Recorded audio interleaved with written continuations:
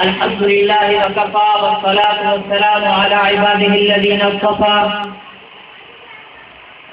أما بعد فأعوذ بالله من الشيطان الرجيم بسم الله الرحمن الرحيم قل إن كان آباؤكم وأبناؤكم وإخوانكم وأزواجكم وعشيرتكم وأموال اقترفتموها تجارة تخشون كسادها ومساكن ترضونها أحب إليكم من الله ورسوله وجهاد في سبيله فتربصوا حتى يأتي الله بأمره. وقال النبي صلى الله عليه وسلم لا يؤمن أحدكم حتى أكون أحب إليه من والده وولده والناس أجمعين. صدق الله وصدق رسوله النبي الكريم ونحن على ذلك لمن الشاهدين والشاكرين والحمد لله رب العالمين. جب تک مہمان مقرر تشریف لائیں اس وقت تک میں چند معروضات آپ حضرات کی خدمت میں پیش کرنا چاہتا ہوں. آپ حضرات سننے کی نیت کے ساتھ بیٹھے تھے؟ ارادہ ہے باتیں سننے کا توجہ کے ساتھ. مجھے کیسے پتا چلے گا کہ آپ میری بات کو توجہ سے سن رہے ہیں؟ وہ ایسے پتا چلے گا جب آپ میری بات کا جواب بلند آواز سے دو گے تو میں سمجھ جاؤں گا کہ آپ سن رہے ہیں. تو کس کس کا ارادہ ہے باتیں سننے کا؟ سب ساتھیوں کا ارادہ ہے. میرے عزیز دوست اور محترم بزرگوں،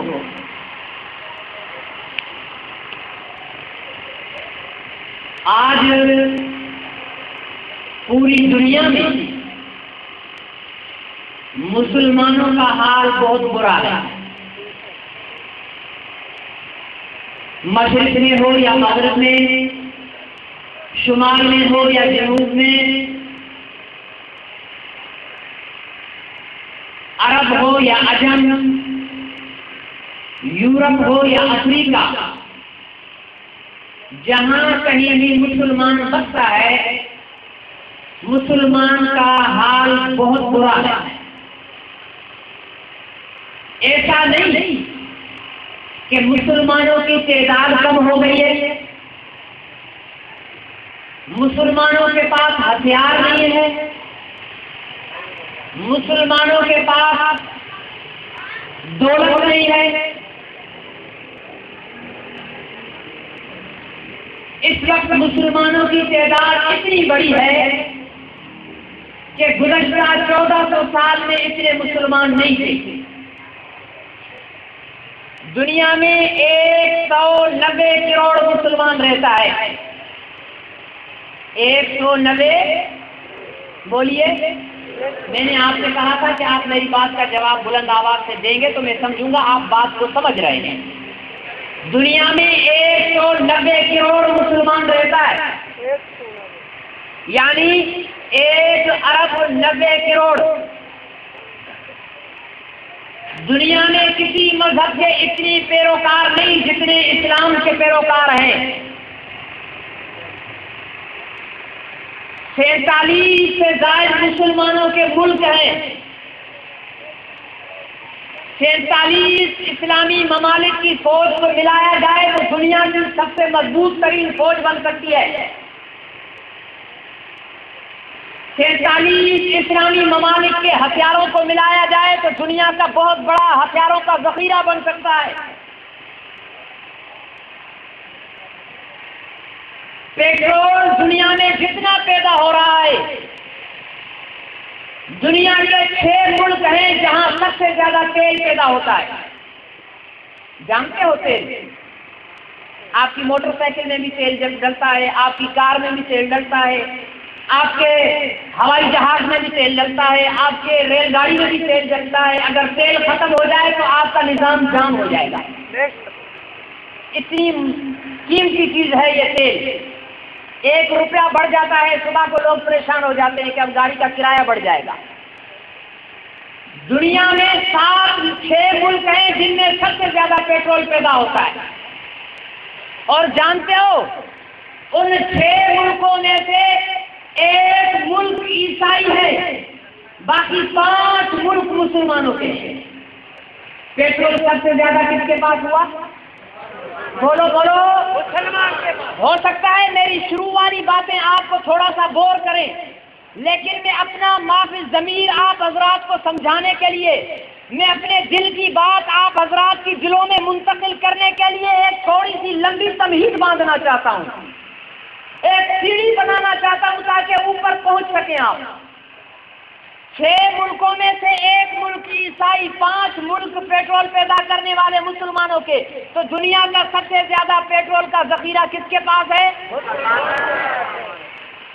तो पेट्रोल का हथियार आपके पास, 47 मुल्क आपके पास, 47 मुल्कों की फौज आपके पास, 47 मुल्कों का हथियार आपके पास। लेकिन हालत क्या है? हालत यह है कि 60 साल हो गए कश्मीर को आजाद नहीं करवा सके। कश्मीर आजाद हुआ नहीं। 60 साल हो गए आपके किबला अव्वल बिल मुकद्दस पर यहूदियों ने कब्जा कर लिया। हजारों मुसलमान बच्चियां शहीद हो गई, लाखों नौजवान शहीद हो गए, हजारों यहूदियों के कैद में चले गए। लेकिन आप इतनी बड़ी ताकत होने के बावजूद फलस्तीन को आजाद नहीं करवा सके। उसके मुकाबले में इंडोनेशिया, उसका एक सूबा, उस सूबे की अक्सरियत ईसाइयों की, उन ईसाइयों ने कहा कि हम इंडोनेशिया के साथ नहीं रहना चाहते, हमें आजादी दी जाए, हम अपनी ईसाई रियासत बनाना चाहते हैं। उन्होंने हथियार उठाए, उन्होंने इंडोनेशिया की मुसलमान हुकूमत के खिलाफ बगावत की। इंडोनेशिया ने उन ईसाइयों को कुचलने की कोशिश की। अक़वाम मुत्तहिदा की फौज आ गई। 1 महीने में अक़वाम मुत्तहिदा में करारदाद पेश हुई। 2 महीने के अंदर इंडोनेशिया की वो ईसाई रियासत आजाद कर दी गई। इस हिसाब से ताकतवर हम हुए या ईसाई? ईसाई हुए।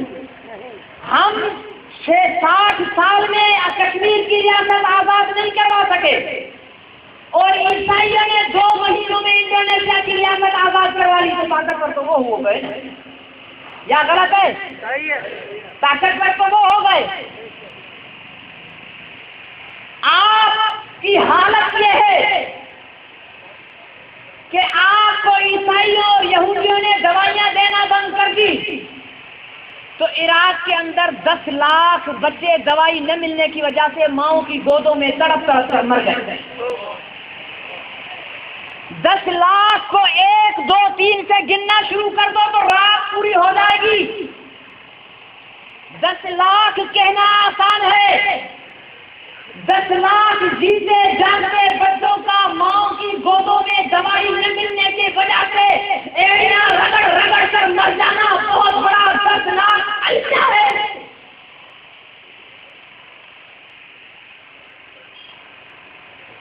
कितनी बेबस है ये कौम। हजरत अमीर मुआविया का जमाना था। सब कहो रज़ी अल्लाह ताला अन्हु, बुलंद आवाज से कहो। जिन्हें सैयदना अमीर मुआविया से प्यार है सब कहो रज़ी अल्लाह ताला, रज़ी अल्लाह ताला। ईसाई बादशाह की दरबार लगी हुई थी। एक मुसलमान कैदी को, तवज्जो है, मुसलमान कैदी को ईसाई बादशाह की दरबार में लाया गया। बेड़ियां पहनी हुई है, हथकड़ियां पहनी हुई है। ईसाई वजीर ने उठकर उस मुसलमान कैदी पर मुंह पर जोर से थप्पड़ लगाया और उसे कहा कि तुम्हारा खुदा कहाँ है और तुम्हारा अमीर कहाँ है, बुलाओ उसे, तुम्हें हमारी कैद से छुड़ाए।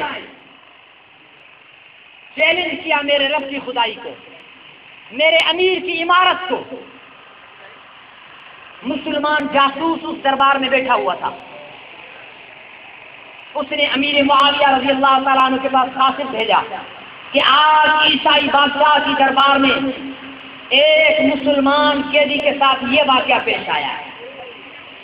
سیدنا امیر معاویہ رضی اللہ تعالیٰ عنہ کی نیند ختم ہو گئی، خط لکھا، عیسائی بادشاہ سے کہا کہ اس مسلمان قیدی کو میری دربار میں اپنے وزیر کے ساتھ پیش کرو جس وزیر نے میرے مسلمان کے منہ پہ تھپڑ لگایا ہے، ورنہ میں اپنے جہاد کے گھوڑوں کو تیار کر کے حملہ آور ہونے کے لیے آ رہا ہوں۔ عیسائی بادشاہ کو جرأت نہیں تھی کہ وہ اپنے وزیر کو چھپا سکتا، اس نے اس مسلمان قیدی کو، اس عیسائی وزیر کو امیر معاویہ رضی اللہ تعالیٰ عنہ کی دربار میں پیش کیا۔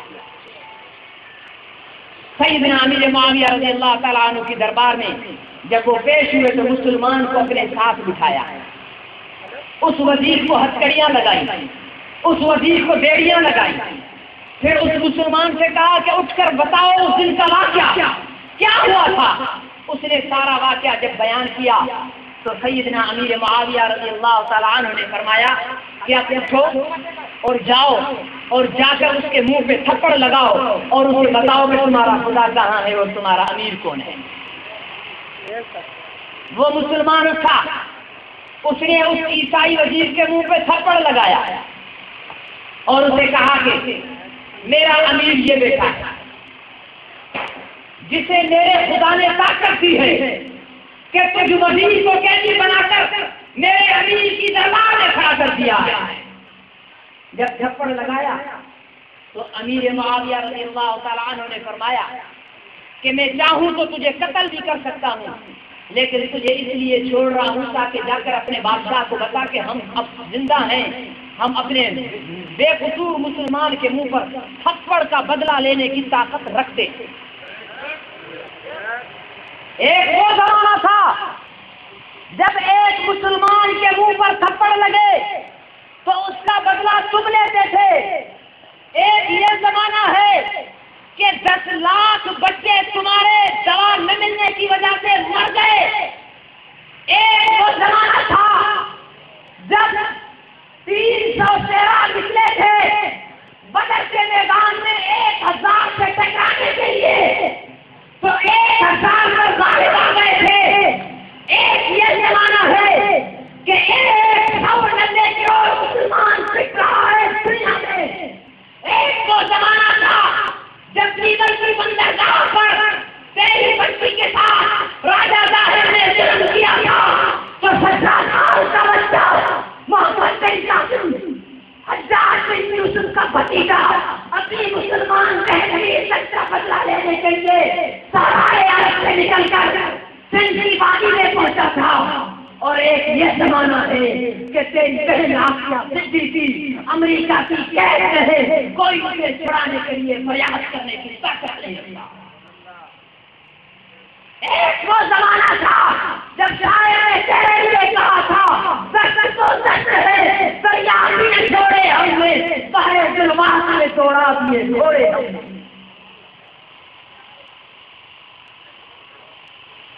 جب تمہارے راستوں میں دریا آ جاتا تھا تو تمہارا امیر تمہیں دریا میں گھوڑے اتارنے کا حکم دے دیتا تھا تو دریا تمہارے لیے ایسے ہو جاتا تھا جیسے پختہ زمین اور تمہارے گھوڑوں کے کھل بھی گیلے نہیں ہوتے تھے۔ تمہارا روب اور دبدبا دریاؤں میں چلتا تھا۔ جب کسی گھوڑے والے کے پانی کا، کسی گھوڑ سوار کے پانی پینے کا پیالہ دریا میں گر گیا تو جب پورا لشکر پار ہو گیا تو سپہ سالار نے پوچھا کہ کسی کی کوئی چیز تو دریا میں نہیں گری، تو ایک سپاہی نے کہا کہ حضور میرا پانی پینے کا پیالہ دریا میں گر گیا ہے۔ تو سپہ سالار نے دریا سے کہا کہ اے دریا، ہم محمد کے غلام ہیں، یہ لشکر محمدی ہے اور میرے سپاہی کا پیالہ تیرے اندر موجود ہے، میں حکم کرتا ہوں کہ وہ پیالہ واپس کر دے۔ دریا سے ایک لہر آئی اور پیالہ باہر پھینکا۔ تمہارے حکم کے دریا بھی پابند ہوا کرتے تھے۔ جب دریائے نیل نہیں رہتا تھا تو وہ قوم تھا جس نے ایک خط لکھ کر دریا کو پہلے پر مجبور کر کر دیا تھا، وہ تمہارا خلیفہ خطاب کا بیٹا عمر تھا۔ اپنی تاریخ کو دیکھو اور اپنی حال کو دیکھو، اتنے کمزور کیوں ہو گئے، اتنے ذلیل کیوں ہو گئے، اتنے بے بس کیوں ہو گئے کہ آج مسلمان 47 اسلامی ملکوں کے سربراہ اس پوزیشن میں بھی نہیں ہے کہ ہاتھ جوڑ کر امریکہ سے کہے کہ حضور ہماری ایک بیٹی قرآن کی حافظ، سائنس کی ماہر، ایٹمی ٹیکنالوجی کی ماہر آپ کے پاس موجود ہے، اس کے ساتھ تم نے بہت برا کیا، اس کے ساتھ تمہارے فوجیوں نے اتنا زنا کیا کہ وہ کینسر کی مریضہ ہو چکی ہے،